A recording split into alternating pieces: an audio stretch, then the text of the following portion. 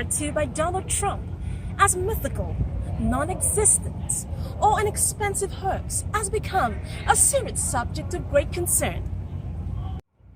Gathered at Texas Southern University today are millennials and older citizens, addressed by an organization called Climate Reality Action Fund. Vice President Gore was among the first to propose price on global warming pollution.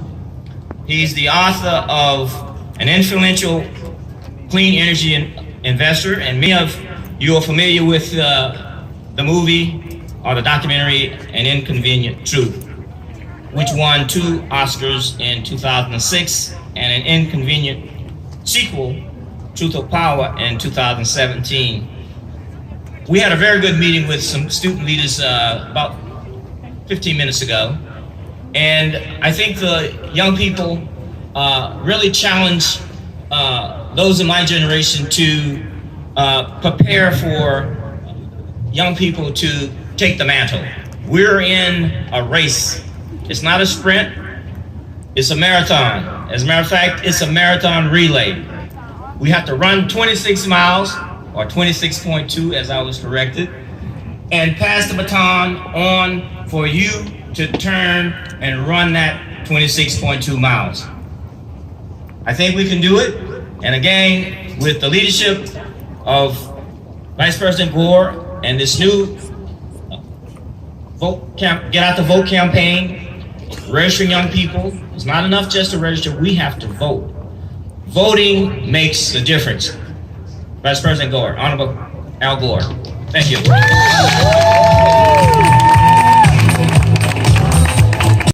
To take part in this, and Dr. Bullard, I'll say a few more words about you in a moment, but it's a great honor to be introduced by Dr. Robert Bullard. As he mentioned, we have worked together for more than 30 years, and he was a mentor to Congressman John Lewis and me.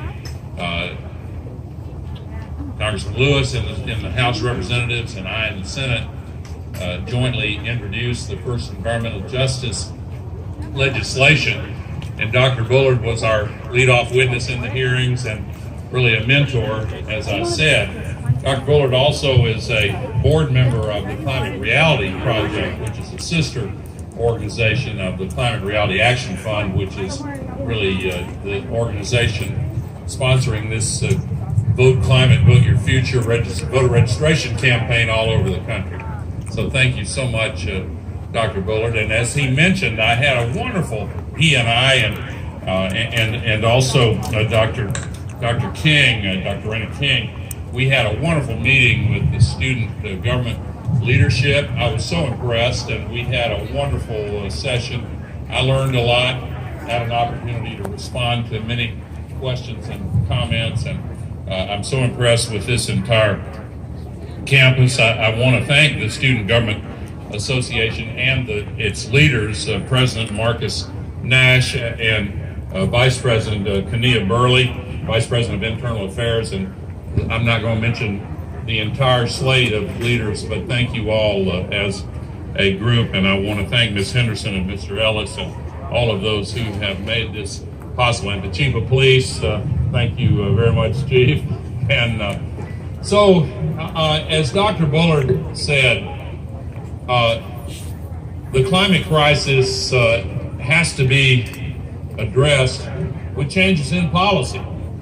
And environmental justice has to be at the center of how we understand the climate crisis unfolding. Dr. Bullard is known as the father of environmental justice and as the originator of the entire field of study that is known as environmental justice. And the basic tenets of that field are now widely understood because of the research that Dr. Bullard and his post-grad assistants and others over the years have compiled. And it's very simple. Communities of color, low-income communities, communities with a higher percentage of people who for historic reasons have been denied the economic and political power and clout necessary to defend their communities and their families when a proposal comes forward to locate a hazardous chemical dump site, or the plumes coming out the smokestacks of facilities that put poison into the air. And to this day, the number one determinant of where you can find a hazardous waste site is race.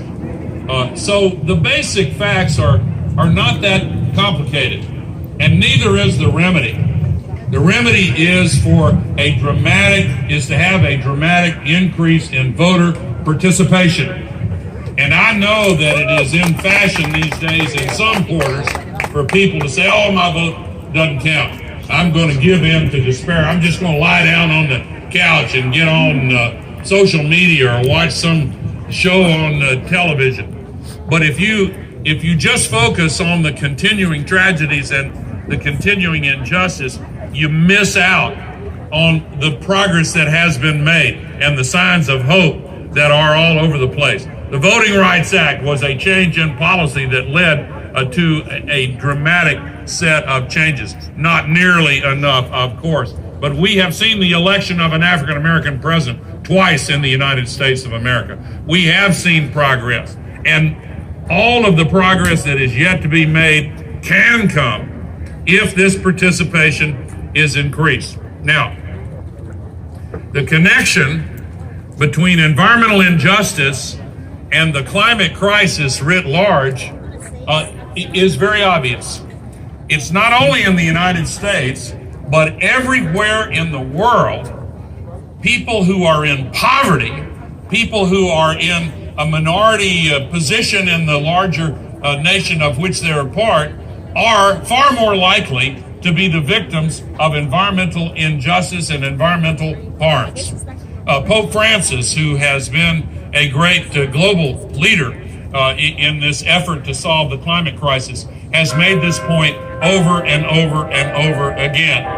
The bell tolls for the poor and for the disadvantaged and for those who have suffered discrimination in all aspects of their lives. And if we had listened more carefully when that bell tolled, if we had been more attentive to the suffering among those who were not able to defend themselves, we would have been better prepared sooner to recognize the global tragedy that is now hard on us and pressing forward. Yesterday, the United Nations issued a report saying that every child in the world alive today will be a victim of the climate crisis because we are seeing such dramatic changes take place. Look right here in Houston, Texas. You don't have to go far to see the impact of the climate crisis. Of course, Hurricane Harvey springs to mind when 5 feet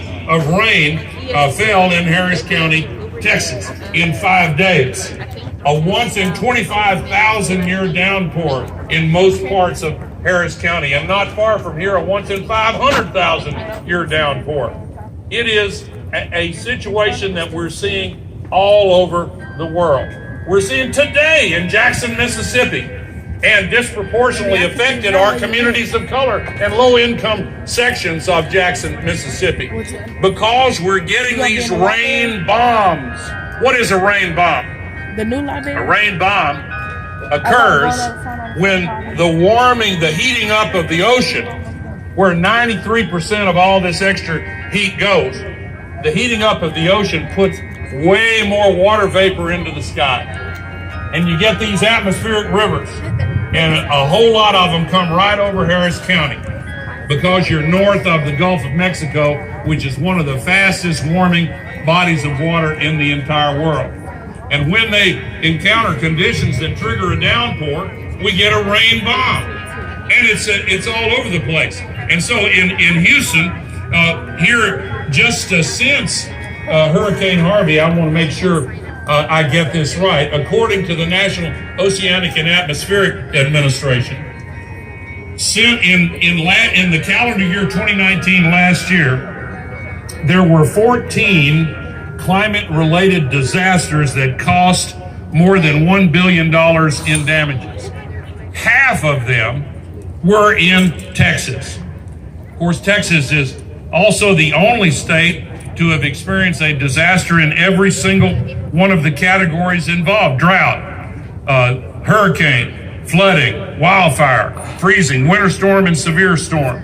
Houston, from May 2015 to September 2019, that's 4 years and 3 months, Houston was hit by 10 major flood events and 3 once-in-a-thousand-year downpours. Now, correct me if I'm wrong, is anybody here majoring in statistics? A once-in-a-thousand-year downpour, I'm given to believe, is not supposed to occur every single year. And in the U.S. as a whole, in the last 9 years, we've had 18 of them. So we've had 2 once-in-a-thousand-year events every single year because we have increased the amount of water vapor so much. These change makers are determined to make their voice heard and make a change nationally and globally with the power of their vote. Hi, I'm Wally Calloway. I've been interested in climate issues since college, and came out here to hear Al Gore. We've been working very hard out in the suburbs of Houston to find people that want to recognize that the climate change is happening and vote for that. We've encouraged that. We work through many organizations such as the Sierra Club, the Citizens Climate Lobby. Our church even has its own climate program. And we will continue to vote until we get a change in the behavior of our government. Thank you. My name is Jennifer Calloway. I've been actively working to register voters to vote and working with the Democratic Party in choosing people that are aware of the climate change and the climate crisis. Part of the Citizens Climate Lobby, and my vote will be for someone who is concerned with the climate crisis. That is utmost of importance right now. And I was thoroughly enjoyed the speech that Vice President Al Gore gave. He was really enthusiastic and gave us much hope, which at this point we all need. We're at a point of despair. Thank you. Thank you. Hi, my name is Haley Mahler. I'm a spokesperson for the Climate Reality Action Fund. What's your view about the climate change, and what are you going to do about your vote? I think that the climate crisis is one of the most defining issues of our time. It's extremely important for every individual to take whatever action that they can in order to help solve the climate crisis. Whether that is putting pressure on your elected leaders to take policy action, whether that is encouraging the businesses that you patronize to switch to renewable energy, or, and perhaps most importantly, to vote. The leaders that we put in office are the ones who are making decisions about the policies that affect us today and in the future. Your vote is so important, and that's why I'm working to help make sure people are registered to vote, especially young people, and then actually turn out and vote in all elections, locally, nationally. Thank you so much. What is next after this campaign? The former Vice President of the U.S. and founder of Climate Reality Action Fund, Al Gore, says he will be visiting other universities to increase awareness about the voting power and climate change realities.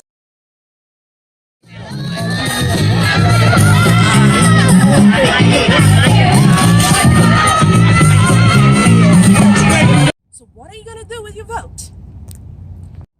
This is Bonnie Adisa reporting live at Texas Southern University.